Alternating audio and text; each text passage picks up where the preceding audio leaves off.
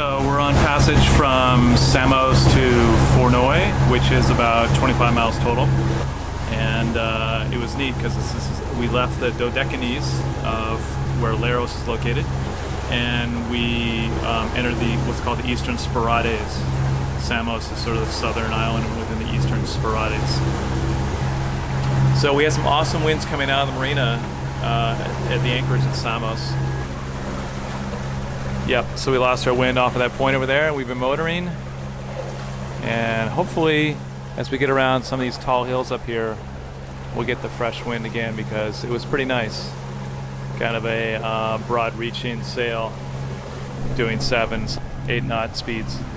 So, good day underway, and we'll check it out Fournoi in the Eastern Sporades. Hi, I'm Karen, and my husband is Tom. Welcome to Life 4.0. What's with the name Life 4.0, you ask? Well, we both enjoyed careers in the software industry, so thinking about life in iterations or phases, versions if you will, came natural to us. Karen's going out to swim on the anchor. Our Life 1.0 represents our young lives before we met. In Life 2.0, we met and quickly realized we shared a passion for outdoor explorations. This version takes us through dating, including our first experience sailing together, and onto our eventual marriage. During Life 3.0, we had, raised, and launched our 2 children. This includes a period of about 14 months when we lived aboard Thalia, our previous sailboat, while we explored the eastern seaboard of the U.S. and the Caribbean islands, while also homeschooling. We are anchored in Castos. Life 4.0 finds us taking an early retirement so we can travel and explore while we have the health and energy to do this in the way that we want. There is only one go at this thing called life. Make the most of it. We're sailing past the western part of Samos. That's that really. I dare you dig a little deeper. It makes you feel a little stronger. Who knows what you may find? You'll see it in your own time. It might just take a little longer. It all goes by so slowly. Ooh. Make it down here on the low side. So we're going to go around the land up ahead there, kind of through. There's a break in the islands there. We're going to go around and back up north and then find a little anchorage inside there. Not a lot of services on Fornoy, which is okay. We had a lot of services in Samos, so it's not like we need much. And it might be nice to have a little peace and quiet. So, vigorous sail from Samos to Fornoy, as we kind of expected from the wind forecast, but the actual wind we had was really fluky, especially right off of Samos.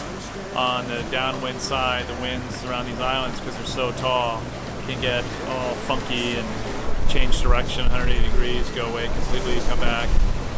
So that's definitely what we had today. We heeled so much that our salon table down below there lifted off the floor and tipped over, so I had to take a look at that. Doesn't look like it was screwed down, so we had to take care of that. All alone in this very windy cove on the island of Fornoy, or Forney. We stayed on board or swam nearby the boat for the afternoon, since the winds were consistently over 30 knots. We would use the lower wind period in the morning tomorrow for a walk on shore.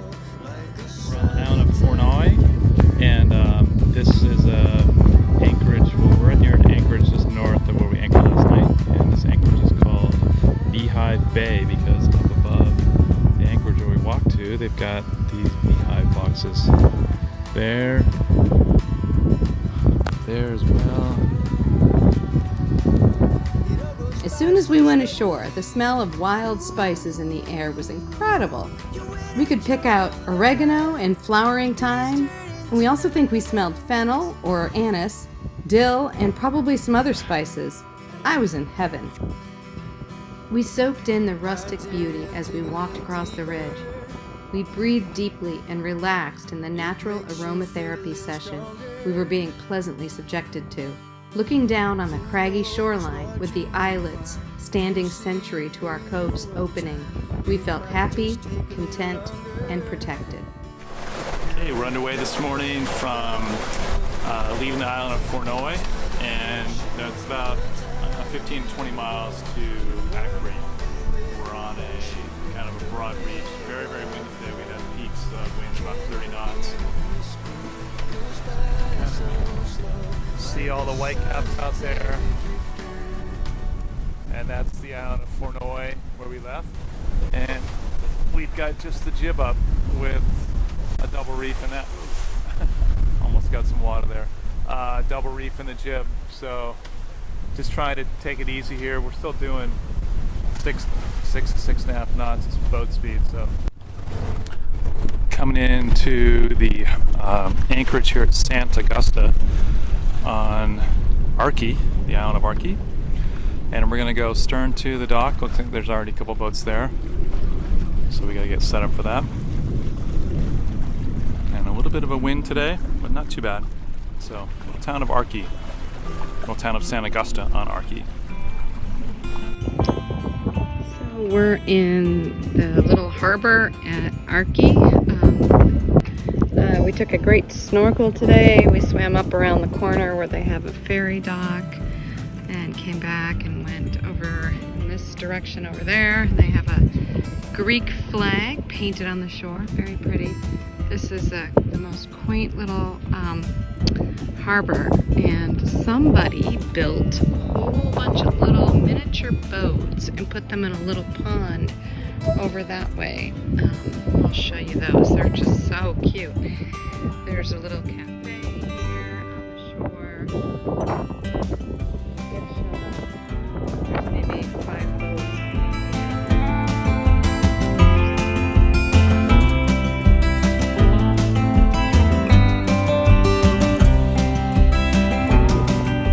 So this is just a really, really cute little place. I think we're gonna go to dinner over at that place over there, over near the little boats. So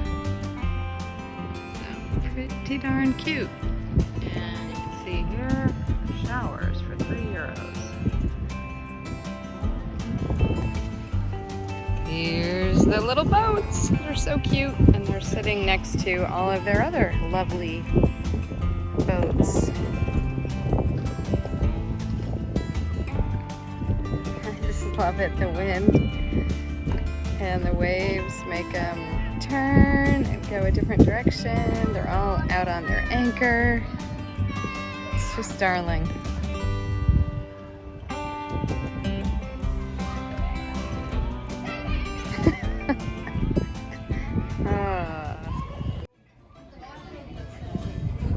So they've continued the theme, and they have these boats hanging down here.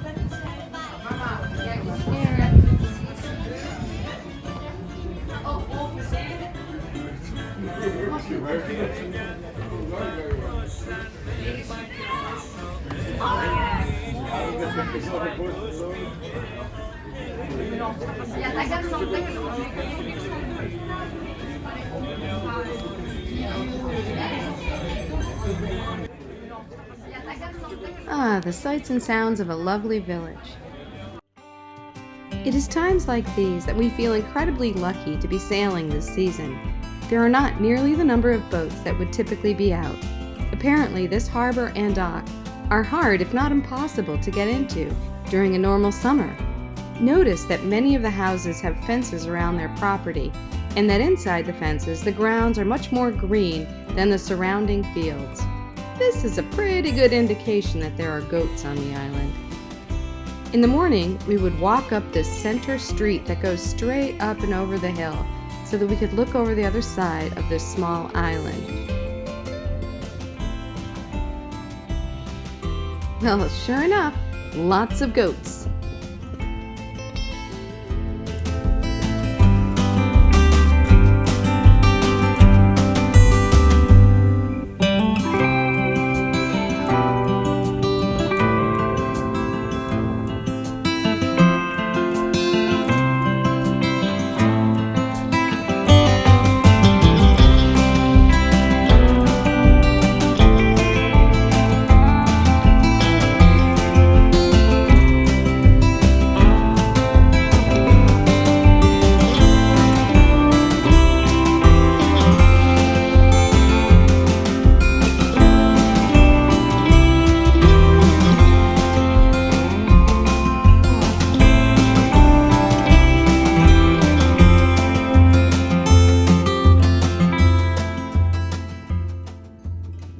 getting prepared to use our storm jib for the first time.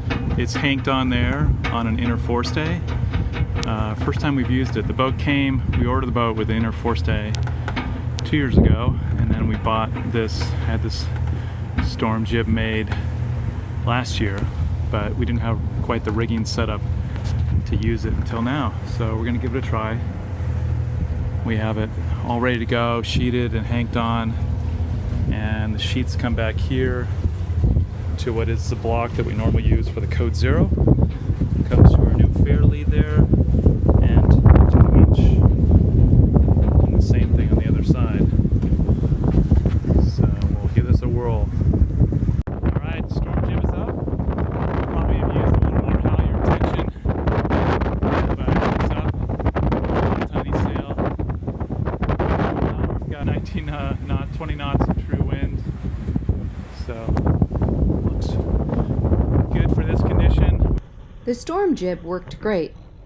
The sail held a nice shape, and the boat felt very balanced, even with the strong winds and big seas. Here are a couple of ways you can tell if your sail plan is working for your current conditions. Is your boat heeling too much?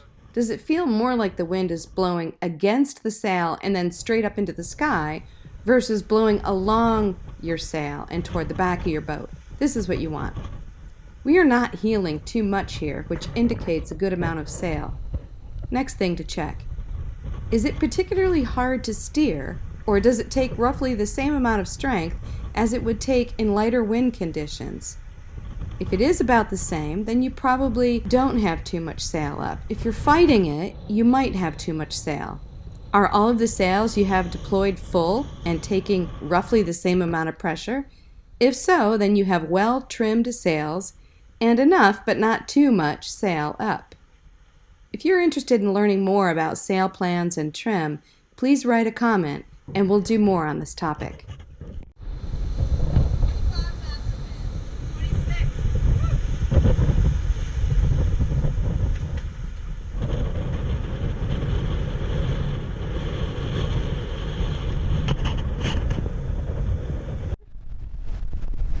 Doing a little short trip today. We are moving from our anchorage right upwind there by the beach, and just doing like a mile or two down here to closer into the town of Patmos.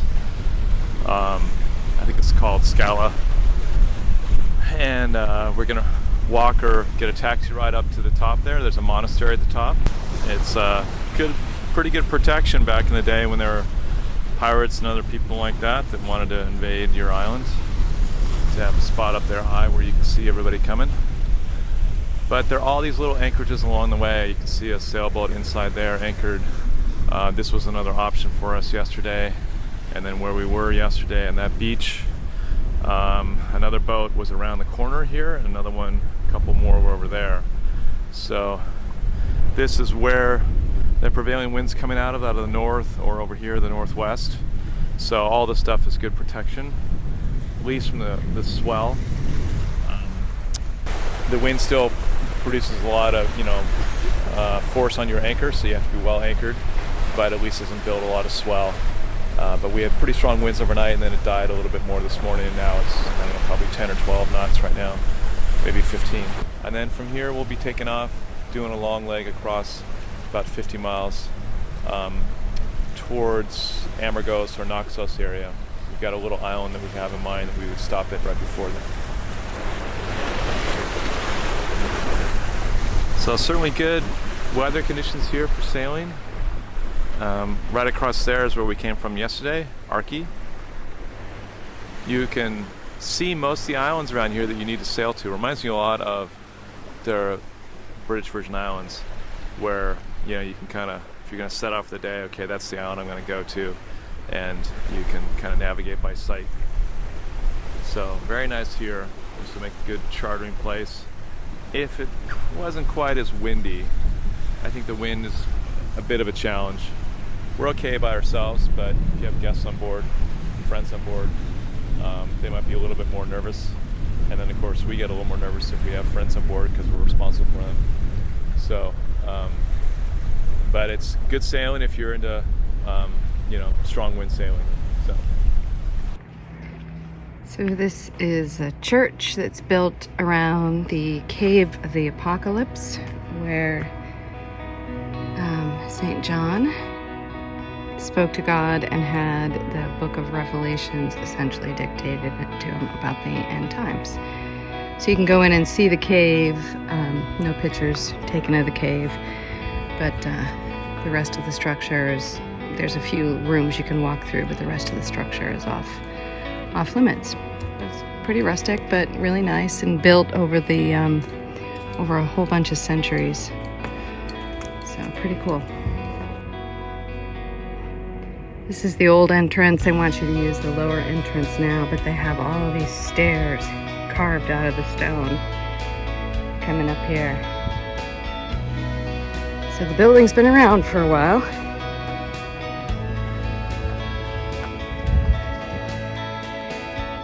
So we seem to be walking up the old road. We've been on it for a while. It crosses down over into the Scala, which is the new town, the town by the water. We're heading up to the Chora, and we're passing by this area where there's really cool urns up in here. Who knows how old they are. Maybe we'll learn something about them when we get up here. This is really pretty.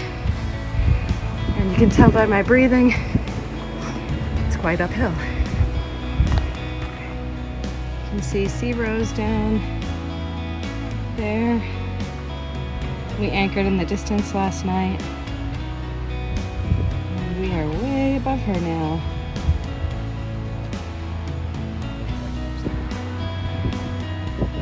Okay, we're up on the square in the Chora, overlooking the Scala on Patmos.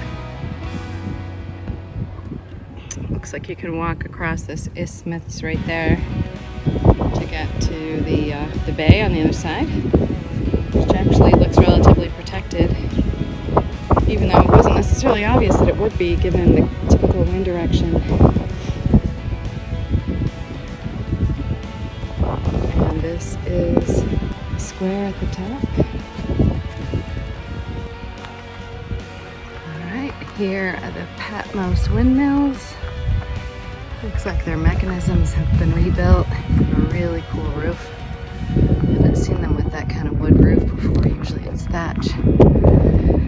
But you would think, given the amount of wind up here, that would work better. So here's the village down here. And over here, inside that structure, that there is all around it is the old town, the Fornoy.